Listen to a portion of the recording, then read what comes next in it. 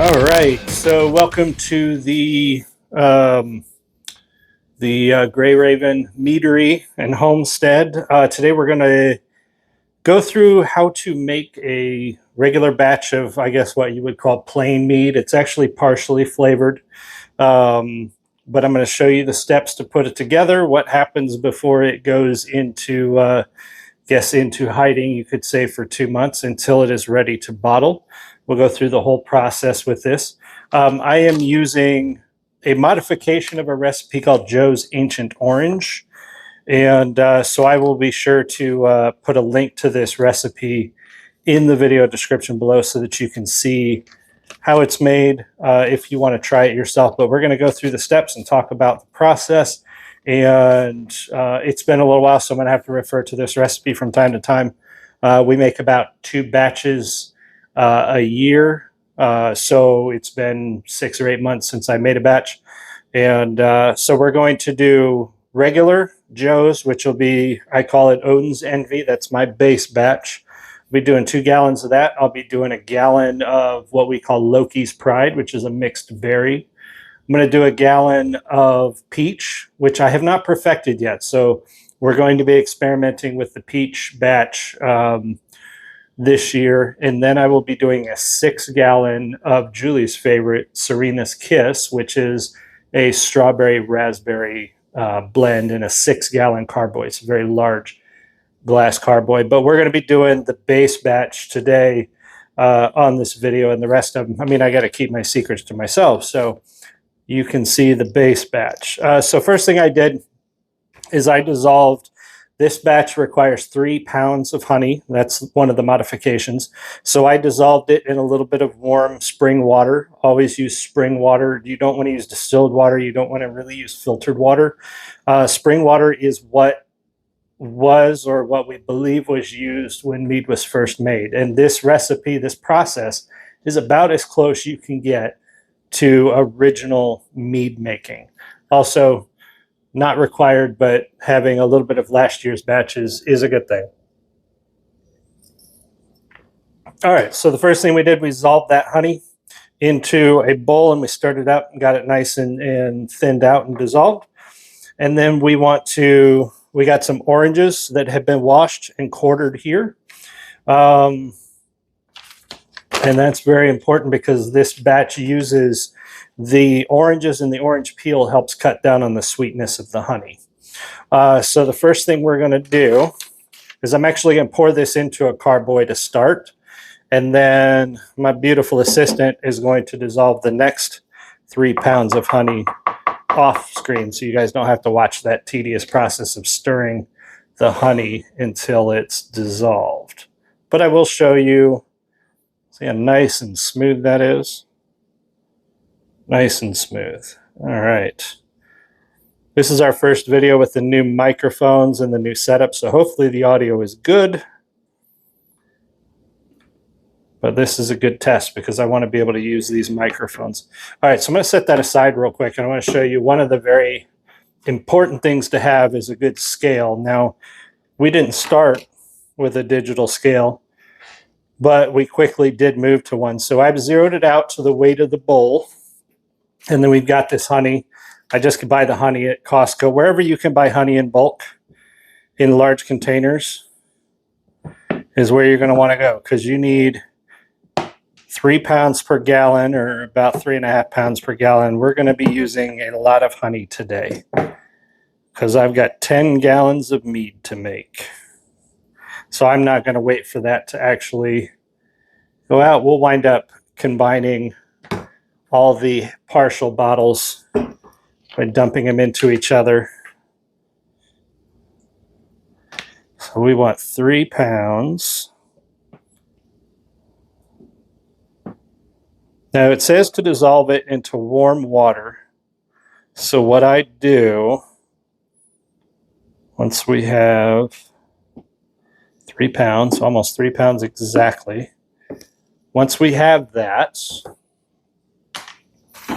I pour a little of the spring water in it that we're using. We're going to heat it up in the microwave for about 30-35 seconds. Just kind of warm it up. And then my beautiful assistant is going to stir that honey in for us. All right, so once we have that, so you're going to hear the microwave beep for a second, which is fine. All right, so what we have to put in here is 1 orange.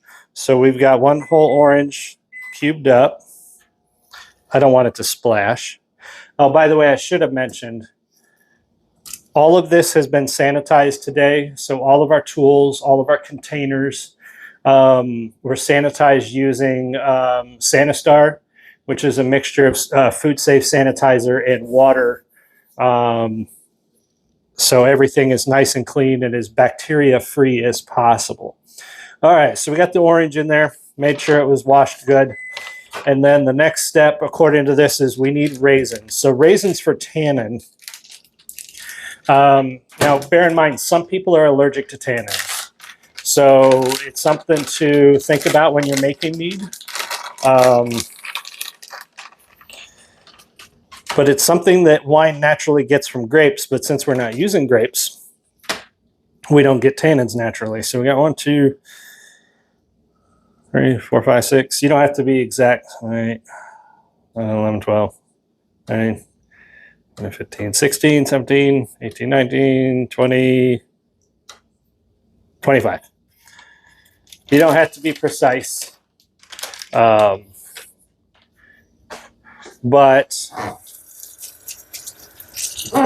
you know, get it relatively close. Okay. So Joe's recipe also calls for a cinnamon stick.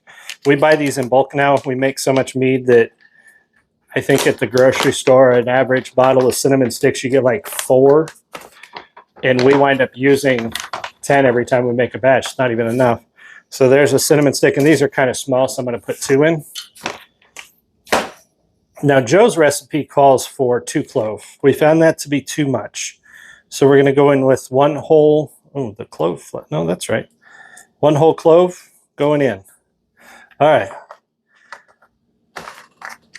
And then we pour in spring water almost to the top. We got to leave room for it to foam, and it's going to foam. The yeast is going to start eating those sugars, and it's going to start foaming up. And over the course of the next couple of months, we'll actually check it and add water as needed.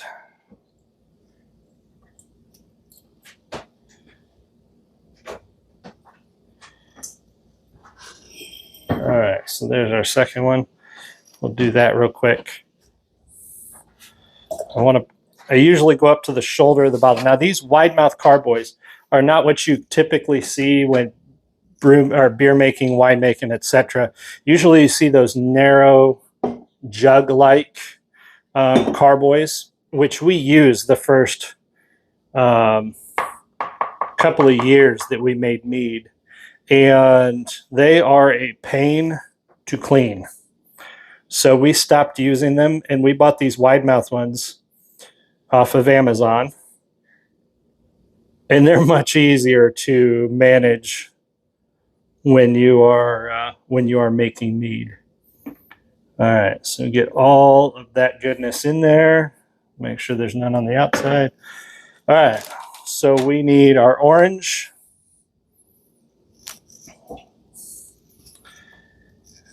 And you can imagine trying to get those oranges out of a narrow neck carboy. You can. It just takes a lot of effort, and it's very frustrating. 1 clove.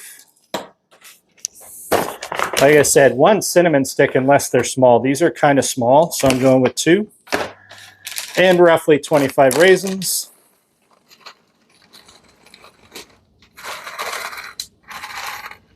That's about 25. And a couple more just in case. I don't want to miscount. Plus, these raisins are they're a little dried out. I had to buy some new ones because when we do the 6 gallon, we need 25 raisins per gallon. So that's a lot of raisins. All right, top it off up to the shoulder with honey.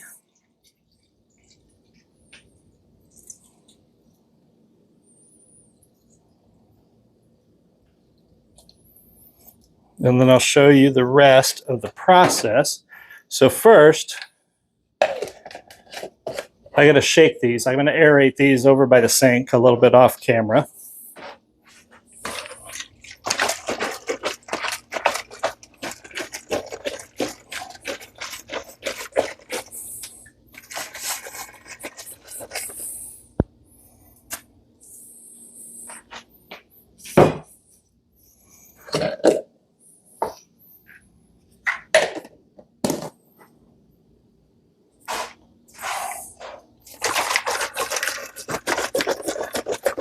So I'm just kind of shaking them. You don't need to mix it super well. Everything will mix on its own over time. I just want to get it as mixed as possible. Already the fruit flies that are coming in for the summer are trying to get into my mead. And we're going to talk about how to keep them out of your mead too. All right.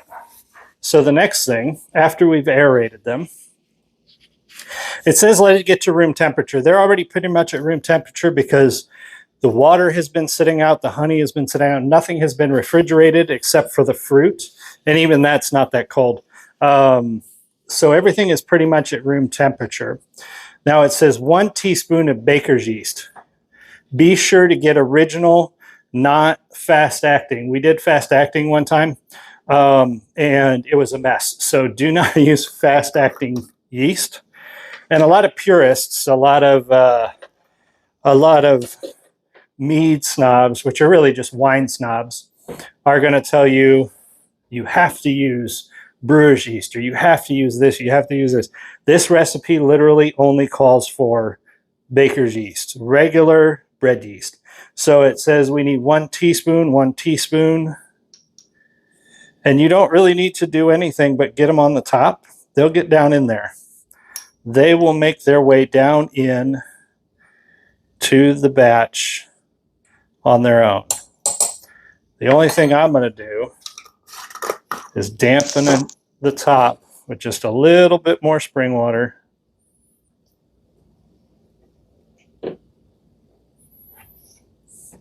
Just to cover the little yeasties so they start doing their job. They will slowly move through the must, and they will eat all the sugars, which creates the alcohol and the carbon dioxide, which needs to vent, which we're going to talk about here in a second. One thing to note, if you are going to be measuring, which you'll have to look up online how to do this. I'm not going to do a video on how to measure the alcohol content. You would have need to weigh the gravity of the must, which is all the liquid that was in here. And then you weigh it when it's done. And I've already done that with all my batches, so I know what the alcohol content is.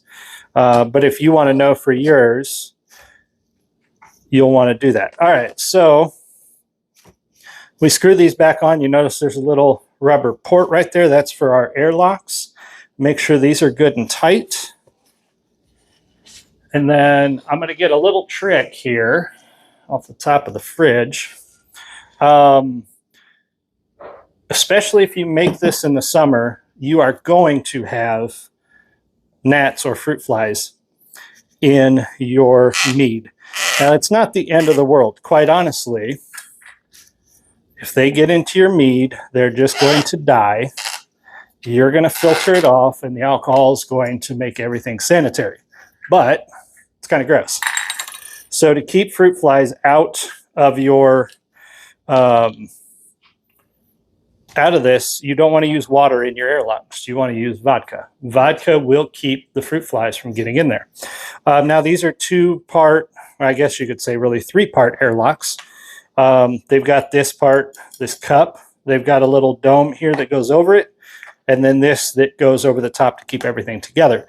This is kind of what allows the carbon dioxide to escape without letting any impurities back in. And I use vodka. You want to use vodka because if any of this does drip down into the mead, it's not the end of the world. It's just a clean, clear alcohol. And some will drip down. It happens when you do this. When I pour it, it'll happen when it's aerating. Sometimes a bubble will pop up and force some of the alcohol that's in your airlock back down into the mix. So then our second part goes over the top like that, and these go like so.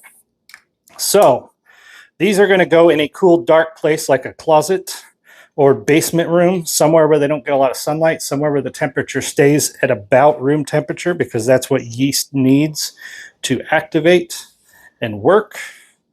And then roughly 2 months from now, this is going to be clear. And when it's clear, it's done. And then we'll bottle it, and then we will drink it. So that's it. That's how you make a base batch of Odin's Envy.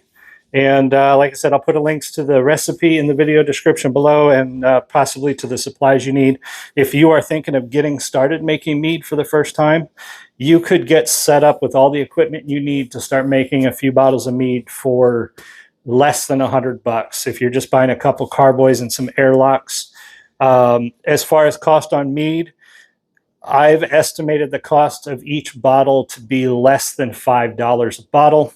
And if you buy good mead at the store, you know that good mead costs anywhere between 30 and 40, sometimes more a bottle. So as far as cost, it's much more cost effective for me to make my own mead than it is for me to buy it. And this stuff is so much better than anything you can buy in the stores by a long shot. So I highly recommend, give it a shot. It's really easy to do.